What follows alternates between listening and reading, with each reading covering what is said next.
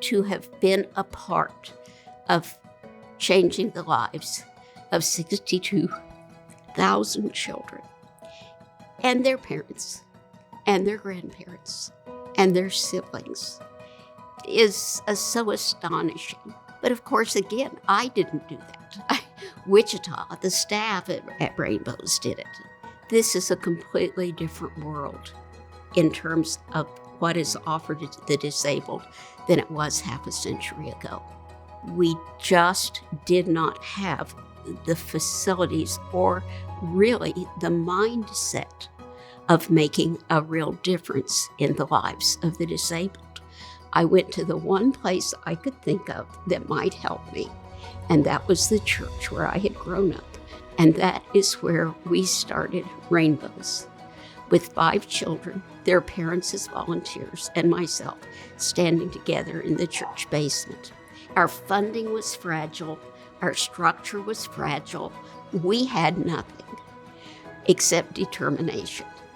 And so Rainbows became the first in Kansas, the first in the region, and one of the very early centers in the United States that accepted children with extreme disabilities. There was a child attending Rainbows who was abandoned.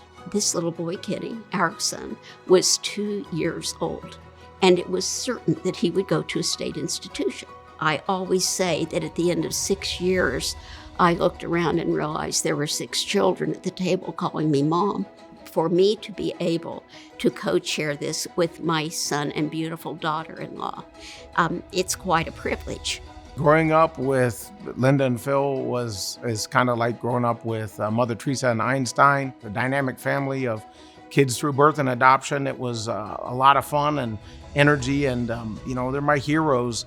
Watching my dad and mom help bathe my brother and sister, and then later in life in high school helping them do that, take them out. It makes you thankful for everything you have every day and appreciate the smaller things in life. Parents with special kid needs, you need some help, you need some hope, and you need somebody to help you to raise the kids.